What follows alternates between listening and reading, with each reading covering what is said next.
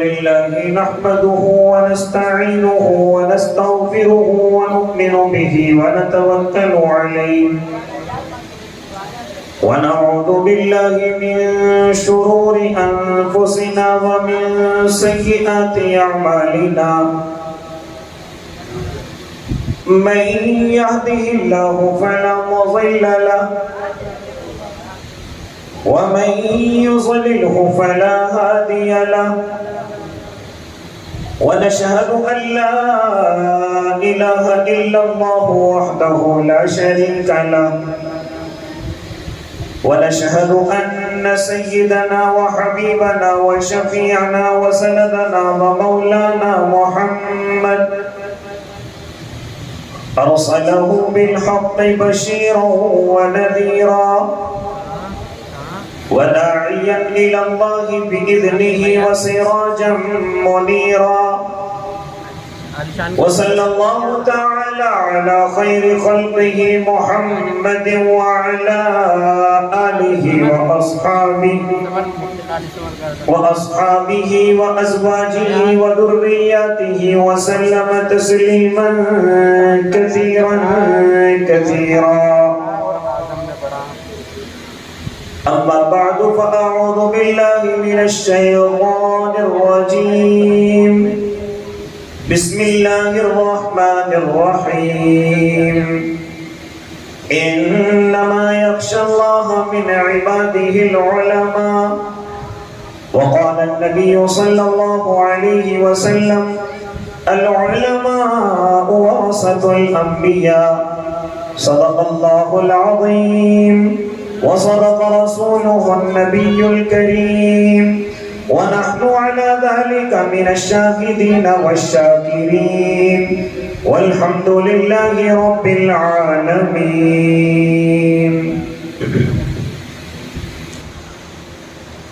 کچھ کفر نے فتنے پھیلائے، کچھ ظلم نے شعلے بھڑکائے. کچھ کفر نے فتنے پھیلائے، کچھ ظلم نے شعلے بھڑکائے. سینوں میں عداوت جاگ اٹھی، انسان سے انسان ٹکرائے. پامال کیا، برباد کیا کمزور کو طاقت والوں نے. پامال کیا، برباد کیا کمزور کو طاقت والوں نے. جب ظلم و ستم حد سے گزرا، تشریف محمد لے آئے. رحمت کی گھٹائیں برسائی، دنیا کی امیدیں بر آئی.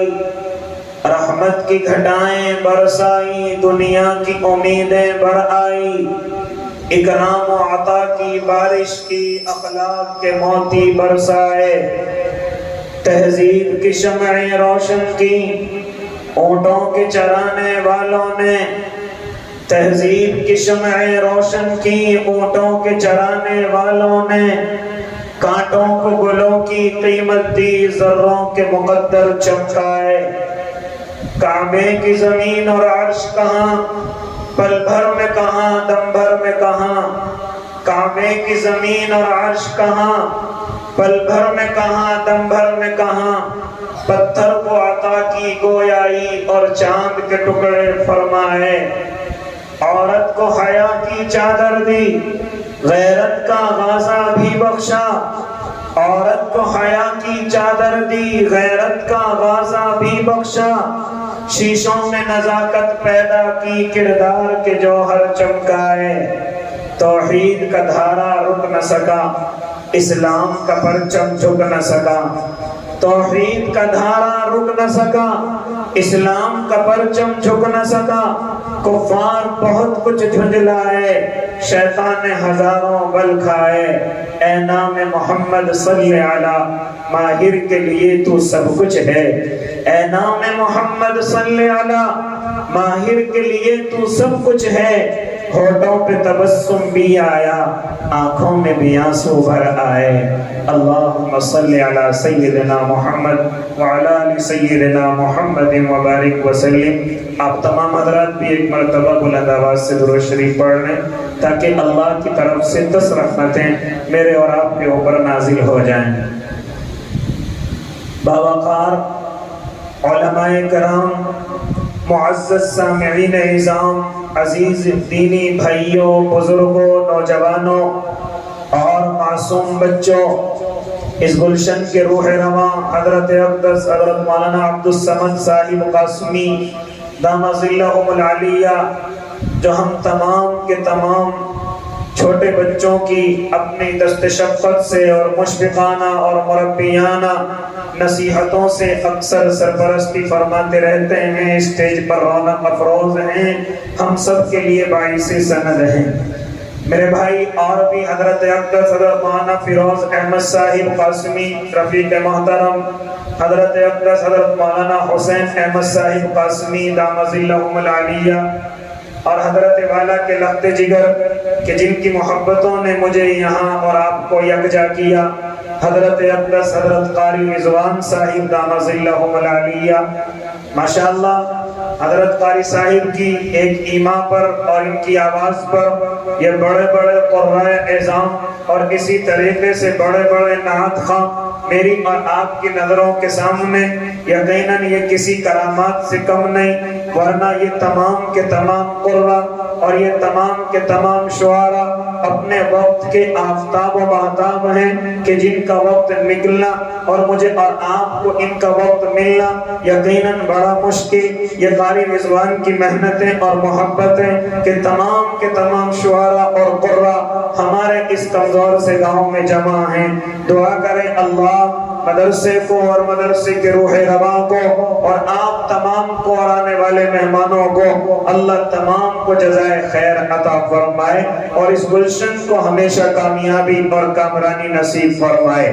میرے بھائی، ابھی جب حضرت والا دامت برکاتہم العالیہ اپنی نصیحتوں سے مجھے اور آپ کو نواز رہے تھے اور آپ کو آواز لگا رہے تھے کہ وہ لوگوں یہ پروگرام سجایا گیا آپ کے لیے، علماء کو بلایا آپ کے لیے، جہاں بینر لگا ہوا ہے کہ محفل حمد و نعت ہے، یہاں پر شعراء کی نعتیں بھی ہیں اور یہاں پر قراء کی قراتیں بھی ہیں، لیکن اسی کے ساتھ ساتھ انہوں نے بتلایا کہ ہم نے ایک بچے اور کمزور طالب علم کو بلایا ہے، وہ کوئی اور نہیں، میرا نام ان کی زبان مبارک پر آیا، ساتھ ساتھ میں انہوں نے یہ بھی کہہ دیا کہ ان کا موضوع سخن یہ رہے گا، ان کی گفتگو کا انداز یہ رہے گا، ان کے کلام کا رخ یہ رہے گا۔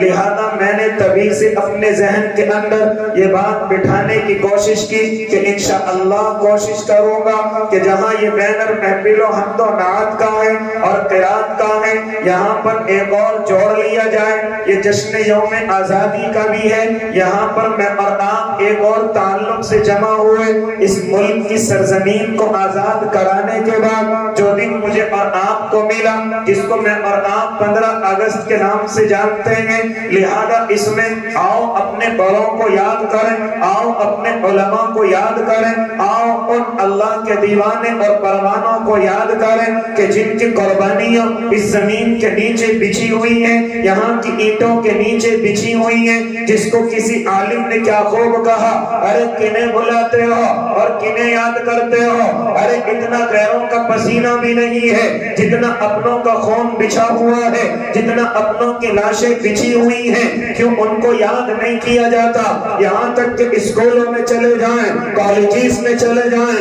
بڑے بڑے فنکشنوں میں چلے جائیں، صرف 2-4 نام رٹے رٹائے ہیں، ان کو یاد کر لیا جاتا ہے۔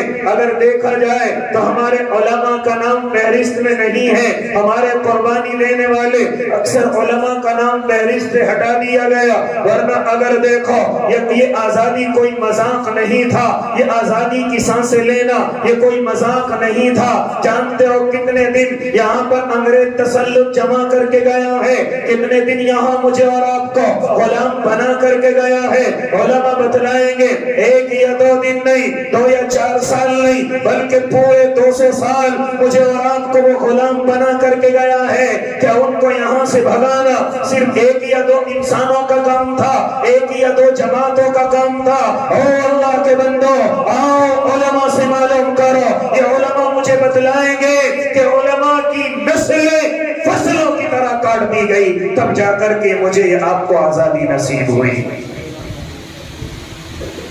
میرے بھائی میں گفتگو کرنے چلا اور اگر کسی کو بات کرتے ہوئے بھی دیکھتا ہوں تو صرف وہ 1857 سے آگے کی بات کرتا ہے، یہاں سے لے کر کے آگے کی قربانی کی بات کرتا ہے، حالانکہ 1857 سے پہلے تقریباً 100 سال پہلے اور اللہ کے بندو تنے تنہا مسلمان ان کے مقابلے کے لیے کھڑا ہوا تھا، تنے تنہا اللہ کے نیک بندے اپنے ملک کی حفاظت کے لیے، اپنے دین کی حفاظت کے لیے اور اپنی قوم اور قرآن اور اسی طرح شریعت کی حفاظت کے لیے تنے تنہا انگریز کا مقابلہ کر رہے تھے۔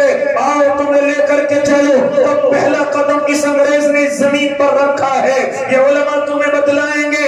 سب سے پہلا قدم ممبئی کے ساحلی کنارے پر اور کالی کٹ کی سرزمین پر 1499 کے اندر یہ انگریز اپنا قدم یہاں پر رکھ چکا تھا اور ممبئی کے ساحلی کنارے پر 30,000 پاؤنڈ جمع کر کے اس نے ایسٹ انڈیا کمپنی کی بنیاد رکھی تھی اور وقت کے بادشاہ کو لالچ دیا گیا تھا، اے وقت کے بادشاہ ہم یہاں پر تجارت کریں گے، اس ملک کو طاقتور بنائیں گے، اس ملک کو تجارت کے ذریعے سے آباد کریں گے۔ حالانکہ اس وقت میں علماء فرماتے ہیں ہمارے ملک کو طاقتور بننے کی ضرورت نہ تھی، ارے یہ ہمارا ملک اس وقت میں سونے کی چڑیا کہلاتا ہے، اس وقت میں یہاں کی زمین ایک سونا اگلتی ہے، اس وقت میں یہاں کی دیواروں پر ہیرے اور جواہرات جکڑے ہوئے ہیں، ارے تو اس کو مضبوط کرنے کی بات کرتا ہے، یہاں کی سرزمین سونا اگلتی ہے، یہاں کی زمین ہر نعمت اگلتی ہے، اگر لال قلعے کی دیواروں کو دیکھو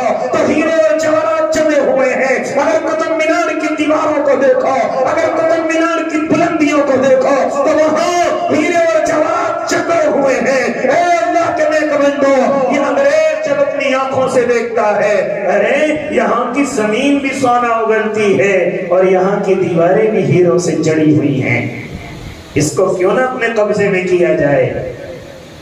لہذا اس نے 1499 کے اندر اپنی ایسٹ انڈیا کمپنی کی بنیاد رکھتا ہے۔ میں مختصر گفتگو کروں گا کیونکہ میرے پاس شعراء کرام کی لمبی فہرست ہے اور قرائے اعظام کی لمبی فہرست ہے، اس لیے میں اپنی گفتگو کو زیادہ طوالت نہیں دوں گا بلکہ مختصر گفتگو کروں گا انشاءاللہ العظیم۔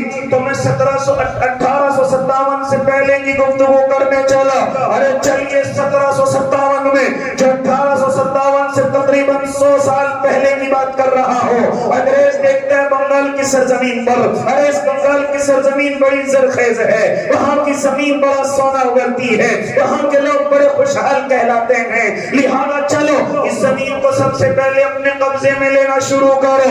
لیکن جیسے بنگال کی سرزمین پر جانے کی کوشش کرتا ہے وہاں پر 22 سالہ نوجوان ہے جس کو میں اور آپ آج سے نواب سراج الدولہ کے نام سے یاد رکھیں گے۔ یہ اللہ کا نیک بندہ 22 سال کا نوجوان ہے جس کے سر پر ابھی اقتدار کا تاج سجایا گیا ہے۔ انگریز مشترک کرتا ہے کہ اگر اس نواب سراج الدولہ کو راستے سے ہٹا دیا جائے تو یہ پوری بنگال کی سرزمین ہمارے ہاتھوں میں آ جائے، لہذا مقابلے کے لیے چلتا ہے۔ ادھر سے نواب سراج الدولہ تقریباً 50,000 فورس کو لے کر کے چلتا ہے اور انگریز کا مقابلہ کرنے کے لیے تیار رہتا ہے۔ پلاسی کے میدان میں یہ میدان سجا دیا گیا، لہذا یہ نواب سراج الدولہ انگریز کے مقابلے کے لیے نکلتا ہے اور تاریخ کہہ رہی تھی کہ رب کعبہ کی قسم آج نواب سراج الدولہ انگریز کی نسلوں کو مٹا کر کے رکھ دے گا، کیونکہ 50,000 کی فورس کوئی کم فورس نہیں ہوا کرتی، لیکن انگریز میدان سے زیادہ لالچ کا شکار زیادہ ہوتا ہے، لالچ لیتا بھی ہے لالچ دیتا بھی ہے۔ اس نے نواب کا مقابلہ تو نہیں کیا بلکہ نواب کا جو وزیر ہے جس کو میں اور آپ میر جعفر کے نام سے جانتے ہیں اس کو جا کر کے لالچ دیتا ہے اور کہتا ہے اگر تو اس نواب سراج الدولہ کو ہمارے ہاتھوں سے قتل کرا دے تو بنگال کا حکمراں تجھے بنا دیا جائے گا۔ لہذا اس مٹی کی جہاں بہت ساری خاصیتیں ہیں، میں ایک اپنی دردی کہ گفتگو آپ سے کرنے چلا ہوں، کڑوی لگے تو میرے بھائی اپنے اندر جھانکنا کہ واقعی میں ایک کمی ہے اس مٹی کے اندر۔ جہاں اس مٹی کی بڑی خاصیتیں ہیں، جہاں یہاں کی زمین بڑے سونے اگلتی ہے، لیکن اس کی ایک کمی یہ بھی ہے کہ ذرا سے سکوں میں بک جاتی ہے، یہ ذرا سے سکوں میں اپنے ایمان کا سودا کر لیتی ہے، یہ ذرا سے سکوں میں اپنوں کا خون کرا دیتی ہے، یہ ذرا سے سکوں میں اپنے کو ناکامی کی طرف دھکلوا دیتی ہے۔ اس مٹی کی خاصیت بھی ہے، یہاں تک کہ سگا بھائی اپنے بھائی کا خیال نہیں کر پاتا، یہاں تک کہ کبھی کبھی لالچ میں اتنا بڑھ جاتا ہے کہ اپنے باپ تک کو موت کے گھاٹ اتار دیتا ہے، اپنے سگے بھائیوں کو دھکا دے کر کے خود کامیابی کی طرف پہنچ جاتا ہے۔ میں کہنے یہ چلو جہاں اس مٹی کی بڑی خاصیت ہے، اس مٹی کی ایک کمی یہ ہے کہ ذرا سے ٹکڑے اگر پھینک دیے جائیں تو فوراً کے سودے پر آ جاتا ہے۔ نواب سراج الدولہ کے ساتھ یہی ہوا، اور میر جعفر نے یہ لالچ لے کر کے نواب سراج الدولہ کو پلاسی کے میدانوں میں جام شہادت دلا دیا، اور وہ بیچارہ موت کی نیند سو گیا۔ لہذا الغرض نواب سراج الدولہ کے بعد میر جعفر کچھ دنوں کے لیے حکمراں بنا دیا گیا، لیکن غدار کی عمر زیادہ نہیں ہوا کرتی۔ غدار روشن خواب لے کر کے تو آتا ہے، لیکن وہ کبھی تعبیر نہیں ہوتے، وہ کبھی مکمل نہیں ہوتے۔ کچھ ہی دنوں کے بعد میر جعفر کو بھی ہٹا دیا گیا، یہاں تک کہ دنیا سے رخصت کر دیا گیا۔ اے اللہ کے نیک بندو، میں تفصیلی گفتگو نہیں کروں گا۔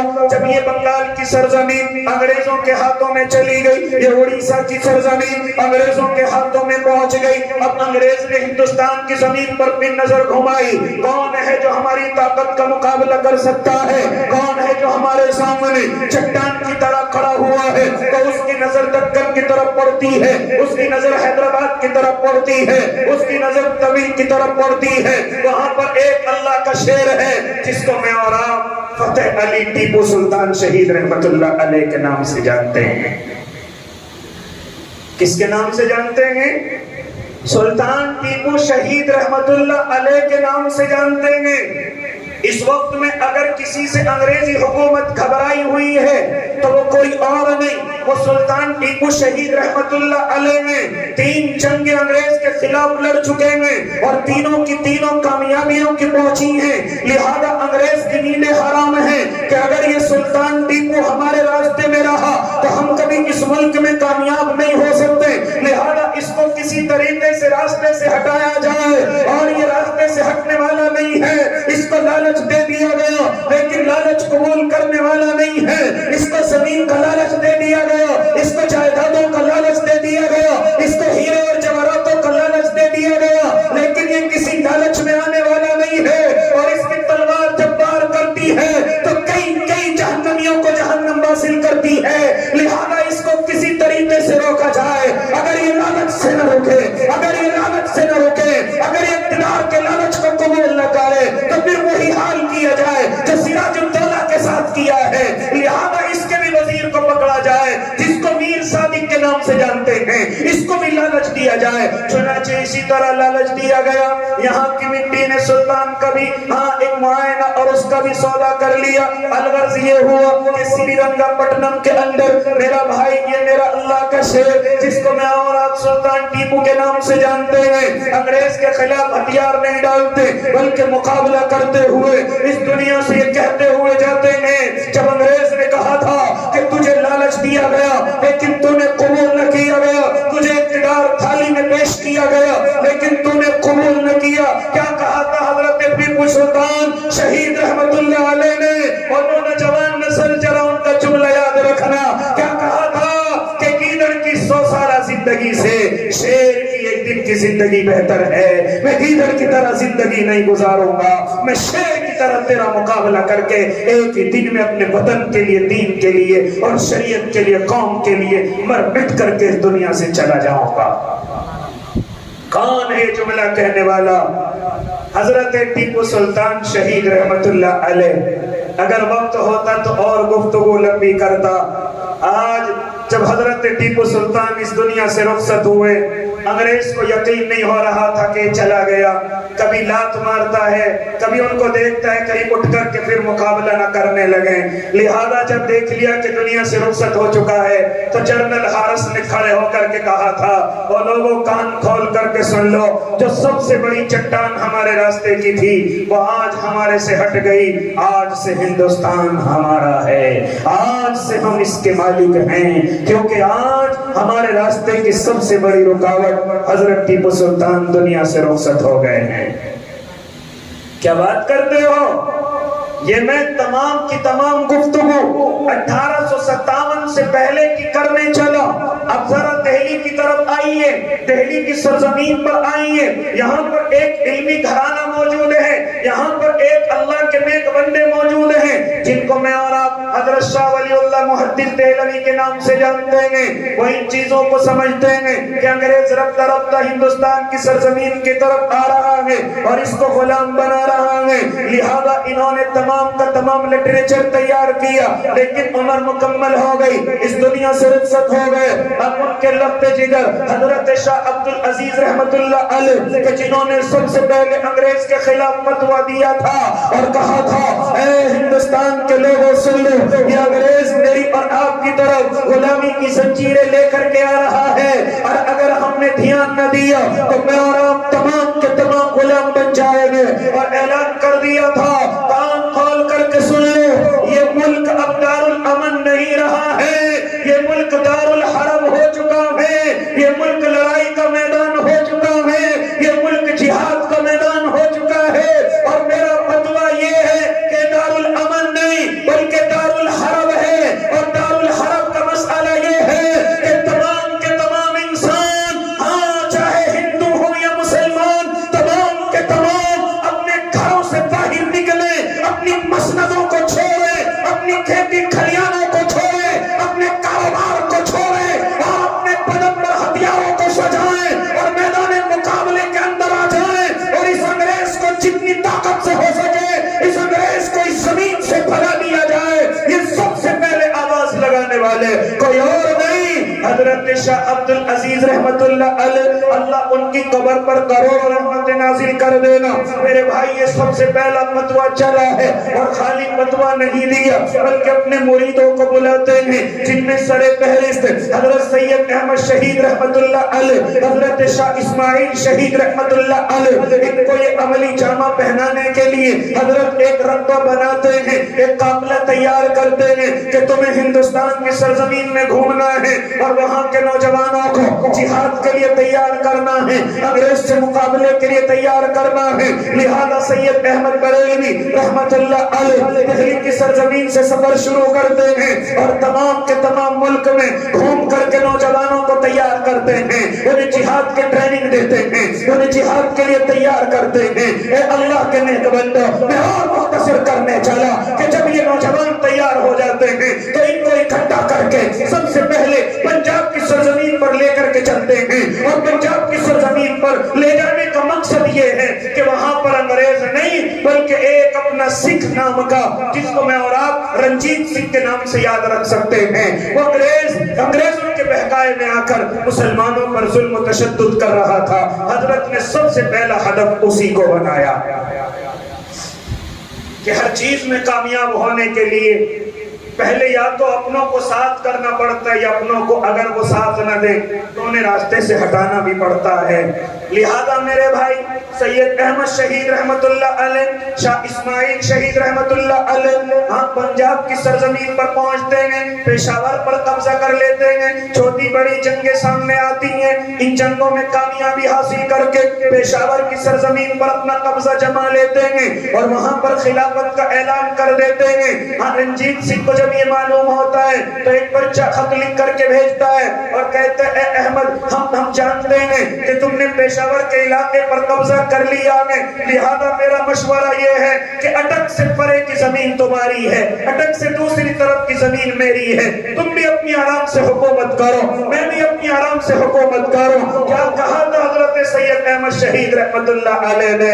اے رنجیت سنگھ کان کھول کر کے سن لے، میں یہاں حکومت کرنے کے لیے نہیں آیا، اللہ کی قسم جب تک احمد ہر شہید کے بدن میں ذرا سی بھی جان ہے، اس تمام زمین کو اللہ اور قرآن کے نظام کے مطابق چلاؤں گا۔ میں حکومت کے لیے نہیں آیا، میں انگریز سے مقابلے کے لیے آیا۔ لہذا رنجیت سنگھ کو یہ بات ہضم نہیں ہوئی، معلوم کیا کس وقت میں ان کے آرام کا وقت ہے، تہجد کے وقت جب یہ اللہ کے نیک بندے سوئے ہوئے ہیں، یہ دھوکے سے آ کر کے حملہ کرتا ہے۔ حملہ اتنا سخت تھا کہ ان کو ٹھہرنے اور سنبھلنے کا موقع نہ ملا۔ مختصر یہ کہ بالا کوٹ کی سرزمین پر 1830 یا 31 میں حضرت سید احمد شہید، حضرت شاہ اسماعیل شہید جام شہادت نوش فرما کر اس دنیا سے رخصت ہو جاتے ہیں۔ کہاں تک سناؤں اپنے ان علماء کی داستان، کہاں تک سناؤں اللہ کے بندو جن علماء کو میں اور آپ اپنے دلوں میں جگہ نہیں دیتے، کہاں تک ان کی گفتگو سناؤں اور ذرا سنتے چلے جاؤ۔ جب چاروں طرف سے کچھ نظر نہیں آیا تو پھر الغرض مختصر یہ کہ پھر میرے اور آپ کے اللہ کے نیک بندے تھانہ بھون کی سرزمین پر جمع ہوتے ہیں، وہاں پر ایک مشورہ اور میٹنگ بلائی جاتی ہے۔ اس مشورہ اور میٹنگ کا مقصد یہ ہے کہ انگریز کا مقابلہ کس طریقے سے کیا جائے، انگریز کو راستے سے کس طریقے سے ہٹایا جائے۔ چنانچہ اس طریقے کا مشورہ ہوا، تھانہ بھون کی سرزمین پر علماء اکٹھے ہوتے ہیں، تقریباً 474 علماء اس سرزمین پر اکٹھے کیے جاتے ہیں۔ لہذا سب سے پہلے طریقہ اختیار کیا جاتا ہے کہ پہلے خلافت قائم کی جائے، اپنا امیر المؤمنین تیار کیا جائے۔ سب کی رائے اور مشورہ یہ طے ہو گیا کہ حضرت حاجی امداد اللہ مہاجر مکی کو اپنا خلیفہ منتخب کر لیا جائے اور ان کے ہاتھ پر بیعت کی جائے۔ کون؟ حضرت حاجی امداد اللہ مہاجر مکی، ارے جو خانقاہوں میں بیٹھ کر اللہ اللہ کی ضربیں لگاتا ہے، جو خانقاہوں میں بیٹھ کر اللہ کی ضربیں لگا کر لوگوں کے دلوں کو صاف کرتا ہے، لوگوں کے دلوں کو صاف کر کے ان میں اللہ کی محبت کو بھرتا ہے۔ لیکن جب بات قوم کی آئی، جب بات دین کی آئی اور جب بات ملک کی آئی تو انہوں نے اپنی خانقاہ کو چھوڑا ہے اور چھوڑ کر کے تھانہ بھون کی سرزمین پر اپنے لوگوں سے خلافت کا اعلان کر دیا جاتا ہے۔ یقیناً اگر تمہاری رائے یہ ہے تو امداد اللہ مہاجر مکی خلیفہ بننے کے لیے تیار ہے، کون سب سے پہلے بیعت کرے گا؟ حضرت اپنا ہاتھ آگے بڑھاتے ہیں، پہلے ہاتھ بڑھا کر کے بیعت کرنے والے حضرت مولانا رشید احمد گنگوہی ہیں، دوسرا ہاتھ بڑھانے والے حضرت مولانا قاسم نانوتوی ہیں، تیسرا ہاتھ بڑھانے والے حضرت حافظ سامع شہید رحمت اللہ علیہ ہیں۔ اور اللہ کے نیک بندوں، یہ اللہ کے بندے آگے بڑھ کر حضرت کے ہاتھ پر بیعت لیتے ہیں، پھر تمام کے تمام علماء بیعت لیتے ہیں۔ اور بیعت لینے کی مقصد کیا ہے؟ سونا نہیں، کھانا نہیں، بلکہ مقصد یہ تھا یقاتلون فی سبیل اللہ فیقتلون ویقتلون، کہ اللہ کے راستے میں قتال کیا جائے گا، یا تو قتل کر کے آئیں گے یا جام شہادت پی کر کے آئیں گے۔ نعرہ تکبیر، نعرہ تکبیر، علماء دیوبند، علماء دیوبند، نعرہ تکبیر۔ یہ جام شہادت نوش کر کے آئیں گے۔ کسی نے بیچ میں سے کھڑے ہو کر کے کہا، ارے کیا تمہارا دماغ خراب ہو گیا؟ انگریز کا مقابلہ کرتے ہو، بڑی طاقت میں ہے، بڑی قوت اور ہتھیاروں کے ساتھ ہے، اور تمہاری تعداد بھی کم ہے۔ اس وقت حضرت مولانا قاسم نانوتوی کو جلال آیا تھا اور کھڑے ہو کر کے فرمایا تھا، اور لوگوں کیا ہماری تعداد غازیان بدر سے بھی کم ہے؟ کیا ہماری تعداد 313 سے بھی کم ہے؟ اگر ان سے کم نہیں ہے پھر کیوں گھبراتے ہو؟ اگر اللہ کی مدد ان کے ساتھ ہے تو کیا اللہ کی مدد ہمارے ساتھ نہیں آ سکتی؟ کیوں گھبرانے کی کوشش کرتے ہو؟ ذرا چلو تو صحیح، اللہ کی مدد تمہارا انتظار کر رہی ہے۔ تھانہ کی سرزمین پر تھانہ بھون میں یہ خلافت کا اعلان کر دیا گیا۔ اسی وقت میں جب انگریز کو معلوم ہوا کہ یہ علماء ایک جگہ اکٹھا ہو کر کے اس طریقے سے تدبیریں کر رہے ہیں، لہذا اس نے ایک توپ خانہ سہارنپور کی سرزمین سے شاملی کے لیے بھیجا تاکہ ان علماء کا مقابلہ کیا جائے۔ وہ سہارنپور کی سرزمین سے توپ خانہ لایا جا رہا ہے۔ مولانا رشید کو آ کر کے کسی نے خبر دی، حضرت توپ خانہ لایا جا رہا ہے۔ حضرت سیدھے خلیفۃ المؤمنین کی خدمت میں پہنچتے ہیں اور جا کر کے عرض کرتے ہیں، حضرت انگریز ہمارے خلاف توپ خانہ لے کر کے آ رہا ہے، مجھے اجازت میں اس توپ خانے کو اپنے قبضے میں کرنے کی کوشش کروں گا۔ حضرت حاجی صاحب اجازت دیتے ہیں، مولانا رشید احمد گنگوہی 40-50 لوگوں کو لے کر جو سہارنپور سے شاملی کی طرف راستہ آتا ہے وہی بیچ میں ایک بار پڑتا ہے، حضرت اپنے ساتھیوں کو لے کر کے چھپ جاتے ہیں اور چھپ کر کے کہتے ہیں جب انگریز یہاں سے توپ خانہ لے کر کے گزرے تو تم ایک ساتھ فائر کر دینا۔ چنانچہ حضرت لے کر کے چھپ گئے، انگریز جیسے وہاں سے گزرا حضرت نے کہا کہ فائر کھول دیا جائے، چنانچہ جیسے فائر کیا گیا انگریز کی نیند حرام ہو گئی اور یہاں پر نہ جانے کتنے لوگ چھپے ہوئے ہیں، اپنی جان بچا کر کے دوڑ جاؤ۔ انگریز دوڑ گیا، حضرت مولانا رشید احمد گنگوہی اس توپ خانے کو پکڑتے ہیں اور پکڑ کر کے گھسیٹتے ہوئے خانہ بھون کی سرزمین پر خانقاہ کے سامنے لا کر کے پٹخ دیتے ہیں اور اعلان کر دیتے ہیں اور لوگوں سن لو، یہ عالم صرف کتابیں پڑھانا نہیں، یہ قلم چلانا نہیں، رب کعبہ کی قسم اگر وقت پڑے تو توپ خانے کو چھیننا بھی جانتا ہے۔ نعرہ تکبیر، نعرہ تکبیر، علماء دیوبند، ہندوستان، حضرت مفتی خالد صاحب، نعرہ تکبیر۔ یہ خالی قلم چلانا نہیں، خالی کتابیں پڑھانا نہیں، بلکہ اگر وقت اجازت دے اور اگر وقت آواز دے تو یہ انگریزوں کے ہاتھ سے توپ خانے چھیننا بھی جانتا ہے، ان کا مقابلہ کرنا بھی جانتا ہے۔ لہذا میرے بھائی میں گفتگو کرنے چلا، جب یہ طاقت اتنی ہاتھ میں آئی تو آپ خلیفۃ المؤمنین حضرت حاجی امداد اللہ مہاجر مکی اعلان کر دیں گے چلو اب ان انگریزوں کا مقابلہ شاملی کی چھاونی میں سب سے پہلے شروعات کر دیں گے، اور شروعات کرنے کے بعد اس چھاونی کو اپنے قبضے میں لے دیں گے۔ لہذا جب تمام کے تمام علماء اپنے رفقا کو لے کر تھانہ بھون سے شاملی کی طرف چل دیں گے تو انگریز حواس باختہ ہو کر قلعے کے اندر روپوش ہو جاتا ہے اور دروازوں کو بند کر لیتا ہے، دیواروں میں سوراخ کر کے ان علماء کی طرف گولیاں برساتا ہے، جس سے علماء کا بڑا جانی نقصان ہوتا ہے۔ اس میں حضرت حافظ ضامن شہید رحمت اللہ علیہ ہیں، جب وہ دیکھتے انگریز دروازہ نہیں کھولتا، یہ تنہا اللہ کے نیک بندے ننھی سی جان اس دروازے پر پہنچتے ہیں اور پہنچ کر کے اللہ کا نام لے کر حضرت علی کے نقش قدم پر چلتے ہوئے اس دروازے کو توڑنے کی کوشش کرتے ہیں۔ اللہ اس کوشش کو کامیاب کرتا ہے اور حضرت حافظ ضامن شہید کے ذریعے سے وہ دروازہ تہس نہس ہو جاتا ہے۔ حضرت حافظ ضامن شہید دروازے کو توڑ کر اپنے ساتھیوں کو آواز لگاتے ہیں اور کہتے ہیں کہ چلو اللہ کا نام لے کر اس انگریز کا مقابلہ کرو۔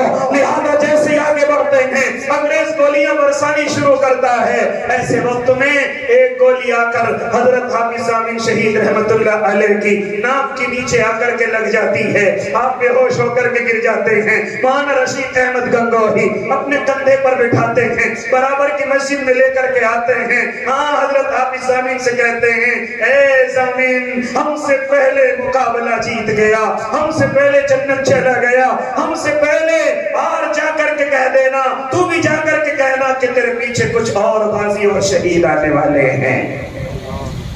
یہ حضرت حافظ ضامن شہید رحمت اللہ علیہ جو آج اس جنگ کے اندر شہید ہو گئے، ایک گولی آ کر حضرت مولانا قاسم نانوتوی کے سر میں لگتی ہے اور سر میں لگنے کے بعد حضرت کا تمام کرتا مبارک لہو لہان ہو جاتا ہے، خون میں تربتر ہو جاتا ہے۔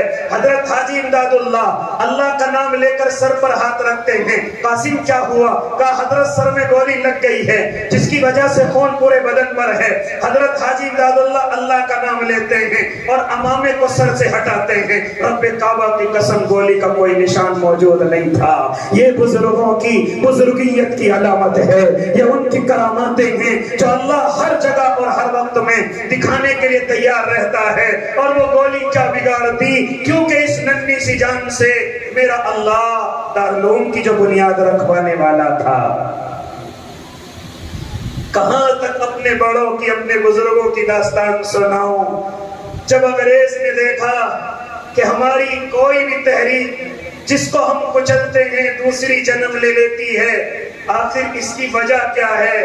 کہا گیا او انگریز سن لے، جب تک اس سرزمین پر قرآن کے پڑھنے پڑھانے والے، جب تک ان میں جہاں پڑھائی ہوتی ہے مدارس اسلامیہ، جب تک ان کے درمیان میں علماء موجود ہیں، جب تک ان کے دلوں میں اپنے دین، اپنے وطن اور اپنی شریعت پر مر مٹنا ان کے دلوں کے اندر ہے، تو کبھی کامیاب نہیں ہو سکتا، تو کبھی کامیاب نہیں ہو سکتا۔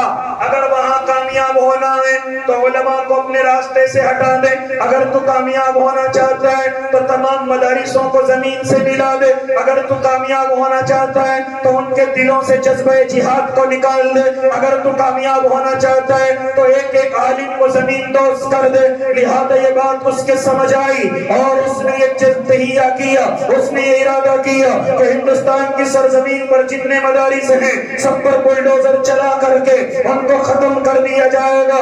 لہذا میرے بھائی، صرف دہلی کی سرزمین پر تقریباً 1000 مدارسوں کو زمین دوز کر دیا گیا، اور پھر جہاں بھی مدرسے کی تعمیر نظر آئی اسے زمین دوز کر دیا گیا۔ لیکن میرے بھائی وہ نہیں جانتا تھا، اور عقل کے کورے اور گوری چمڑی والے، مدرسہ تعمیروں کا نام نہیں ہے، مدرسہ بلڈنگوں کا نام نہیں ہے، مدرسہ زمینوں کا نام نہیں ہے۔ رب کعبہ کی قسم، اگر کسی درخت کے نیچے، اگر چلو انار کا درخت بھی کیوں نہ ہو، اگر پڑھانے والا ملا محمود ہے اور پڑھنے والا محمود حسن دیوبندی ہے، تو تعمیر کی ضرورت نہیں، زمین کی ضرورت نہیں، صرف انار کے درخت کے نیچے سے مدرسے شروع ہو جایا کرتے ہیں، جس کو دنیا دارالعلوم دیوبند کے نام سے جانتی ہے۔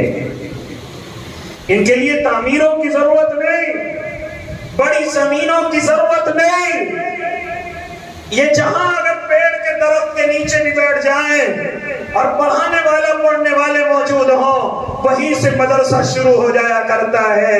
تعمیروں کا نام مدرسہ نہیں ہے، تو ان کو زمین دوز کر کے سمجھتا ہے کامیاب ہو جائے گا۔ لہذا پھر اس نے علماء کو پکڑا اور کہا کہ ان کو راستے سے ہٹایا جائے۔ چنانچہ علماء گواہ ہیں، علماء تاریخ جانتے ہیں کہ جب انگریز نے علماء سے اپنی دشمنی کو نکالا تو ایک ہی وقت میں تقریباً 2 لاکھ مسلمان شہید کر دیے گئے، کہ جن میں تقریباً علماء کی تعداد 53,000 اور 54,000 ہے۔ یہ میں اپنی گفتگو نہیں بلکہ ایک انگریز محرک ٹامسن کی گفتگو کرنے چلا ہوں، کہ جس نے اپنی کتاب کے اندر لکھا تھا کہ چاندنی چوک کی سرزمین سے لے کر اور خیبر کی سرزمین تک کوئی درخت ایسا نہیں تھا کہ جہاں پر علماء کی لاش نہ لٹکی ہوئی ہو، جہاں پر کسی عالم کی لاش نہ چھوڑ رہی ہو۔ وہ کہتا ہے کہ جب میں اپنے خیمے کے اندر بیٹھا ہوا ہوں تو میں نے دیکھا کہ کچے گوشت کے جلنے کی بو آ رہی ہے۔ میں اپنے خیمے سے نکل کر کے آیا تو میں نے دیکھا کہ 40 علماء کو انگریز نے پکڑ رکھا ہے، اور پکڑ کر کے ان سے کہتا ہے، اے علماء کی جماعت، صرف اتنا کہہ دو کہ تم انگریز کے خلاف نہیں ہو، تم انگریز کے خلاف کھڑے ہوئے نہیں ہو، ابھی تمہیں رہا کر دیا جائے گا۔ لیکن ٹامسن کہتا ہے پتہ نہیں کون سی مٹی کے بنے ہوئے تھے، رب کعبہ کی قسم، ہاں اپنے بدنوں سے کرتا اترتا ہوا دیکھ کر اور سامنے شعلے چل رہے ہیں، ان کو چلتا ہوا دیکھ کر ان کے ایمانوں کے اندر کوئی کمی نہیں تھی، بلکہ وہ کہہ رہے تھے اور پکار پکار کر کے کہہ رہے تھے کہ ہمیں اپنی جان نہیں بچانی ہے، ہمیں اپنی شریعت، اپنا ملک بچانا ہے۔ اگر جان بچا کر کے لے گئے تو قوم کو اور اپنے شہیدوں کو کیا جواب دیں گے کہ تم ذرا سے لالچ کو لے کر اپنی جان بچا کر کے آیا ہو۔ ٹامسن کہتا ہے پتہ نہیں کون سی مٹی کے بنے ہوئے 40 کو پکڑا گیا، شولوں پر لٹا دیا گیا، کباب کی طرح بھون دیے گئے، پھر 40 کو بلایا گیا، کہا کہ دیکھ لو حشر یہی ہوگا، پرواہ کوئی نہیں، ان 40 کو بھی لٹا دیا گیا، پھر خنزیر لائے گئے، انہیں کاٹ کر کے ان کی کھالوں سے گوشت نکال لیا گیا، پھر زندہ عالم اس کے اندر بند کر دیا گیا، اور پھر اسی طرح اس کو جلا دیا گیا، یہاں تک کہ بڑے بڑے توپ خانے لائے گئے اور عالم کو پکڑ کر توپ کے منہ پر لگا دیا گیا، گولا چھوڑ دیا گیا۔ کہاں عالم کی لاش گئی ہے، کہاں اس کی ہڈی گئی ہے، کہاں بوٹی گئی ہے، کچھ معلوم نہیں، لیکن تمام علماء یک زبان تھے کہ جان تو جا سکتی ہے لیکن ایمان کا سودا نہیں ہو۔ نعرہ تکبیر، نعرہ تکبیر، علماء دیوبند، علماء دیوبند، دارالعلوم دیوبند، جناب حضرت مولانا خالد صاحب۔ جان تو جا سکتی ہے لیکن اپنے ملک سے، اپنی قوم سے، اپنی شریعت سے ہم غداری کر لیں، یہ ہماری مٹی میں نہیں، یہ ہمارے استادوں نے ہمیں نہیں سکھایا، یہ ہمارے ماں باپ نے ہمیں نہیں سکھایا، لہذا یہ علماء کی جماعت تھی۔ اے اللہ کے نیک بندو، اسی کے تعلق سے پھر جب تمام تحریکیں ناکام ہو گئی، علماء گورنمنٹ 1857 کے بعد 1866 میں یعنی تقریباً 9 سال کے بعد مولانا قاسم نانوتوی رحمت اللہ علیہ 1866 میں 15 محرم الحرام کے اندر دیوبند کی سرزمین پر دارالعلوم کا قیام فرماتے ہیں۔ اس قیام کا مقصد کیا ہے؟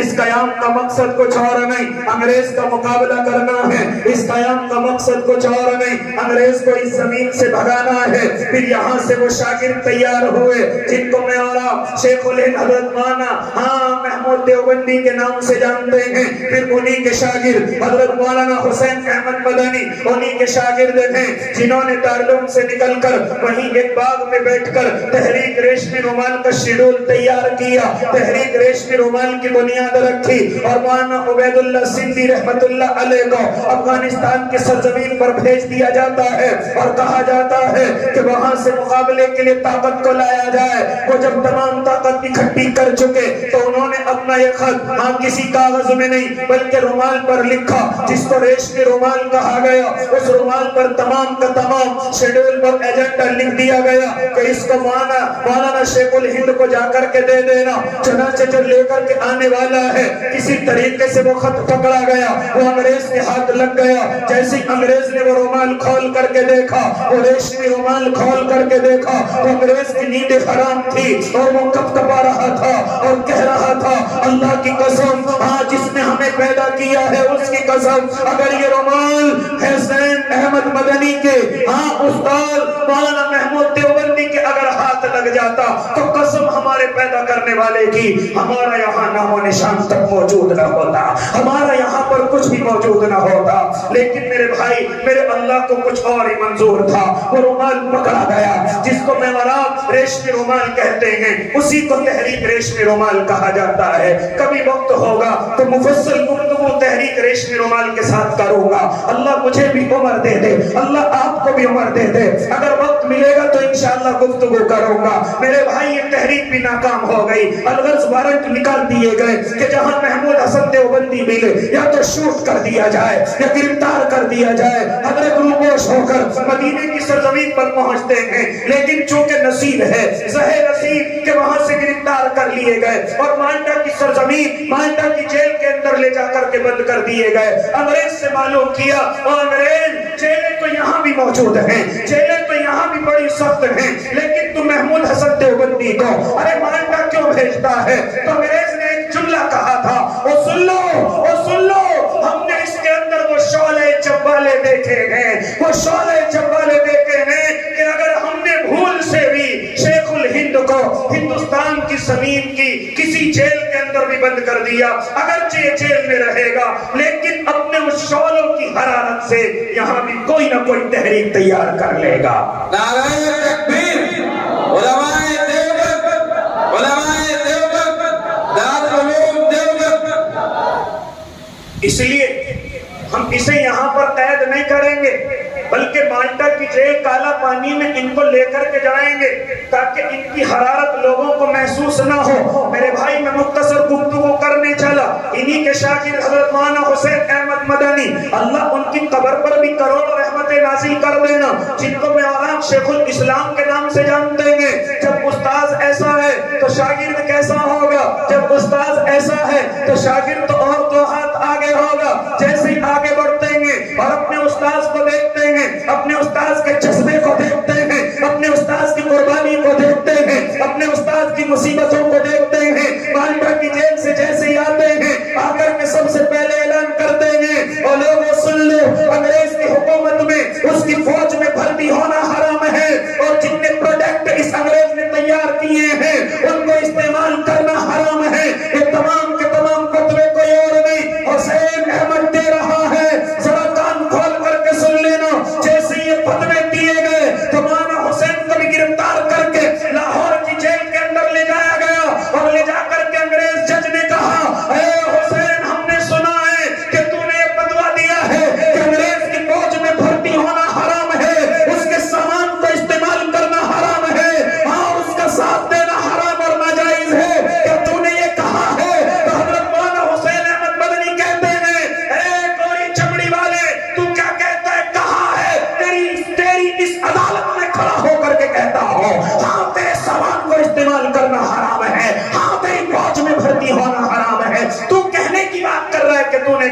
ہے، کہا نہیں، یہی کھڑا ہو کر کے کہتا ہوں کہ یہ حرام ہے، حرام ہے، حرام ہے۔ لہذا انگریز کہتا ہے اے حسین اس کا نتیجہ جانتے ہو؟ ہاں، اپنے سر سے پگڑی کو اتارتے ہیں اور اتار کر کے کہتے ہیں نتیجہ جانتا تھا، اس لیے نتیجہ اپنے ساتھ لے کر کے چلا ہوں۔ یہ جو میرے سر پر پگڑی بنی ہوئی ہے یہ امامہ نہیں، یہ امامے کے ساتھ ساتھ میرا کفن بھی ہے۔ اپنے گھر والوں سے کہہ کر کے چلا تھا اور کہا تھا کہ جب انگریز مجھے پھانسی کے تختے پر چڑھا دے تو مجھے انگریز کے کپڑے میں نہیں بلکہ میرے امامے کے کپڑے میں مجھے دفن کیا جائے، مجھے قبر کے حوالے کیا جائے۔ مولانا جوہر آ کر کے قدموں میں پڑ جاتے ہیں اور پڑھ کر کے کہتے ہیں اللہ کی قسم حسین احمد مدنی اپنے جملوں کو بدل لو، ابھی قوم کو ضرورت ہے، ملک کو ضرورت ہے، دین کو ضرورت ہے۔ کہا جوہر ہٹ جاؤ، رب کعبہ کی قسم اگر آج جملے بدل گئے تو ایمان بدل جائے گا۔ نعرہ تکبیر، نعرہ تکبیر۔ اگر آج جملے بدل گئے تو ایمان بدل جائے گا۔ اے جوہر مجھے اس طرح نہ کہو کہ میں اپنے جملوں کو بدل دوں اس ذرا سی موت کی وجہ سے، کہ جو موت نہیں بلکہ زیست ہے، جو ہماری ناکامی نہیں بلکہ کامیابی ہے، اس کی وجہ سے میں اپنے جملوں کو بدل لوں۔ کل جا کر کے اللہ کو کیا جواب دوں گا؟ شہیدان وطن کو کیا جواب دوں گا؟ ہاں، شہیدان قوم کو کیا جواب دوں گا؟ اس لیے جملے نہیں بدل سکتا۔ یہ ہیں میرے اور آپ کے علماء، کہاں تک گفتگو سناؤ، کہاں تک گفتگو سناؤ۔ وقت تیزی کے ساتھ انگڑائیاں لے کر کے آگے بڑھ رہا ہے، ورنہ نوجوان تیری سماعتوں کو دیکھ کر کے دل چاہ رہا ہے کہ گفتگو کو اور آگے بڑھاؤ، گفتگو کو اور آگے لے کر کے چلو، لیکن میں اپنے مہمانوں کا حق دبانا نہیں چاہتا، میں اپنے شعراء اور قرہ کا حق دبانا نہیں چاہتا۔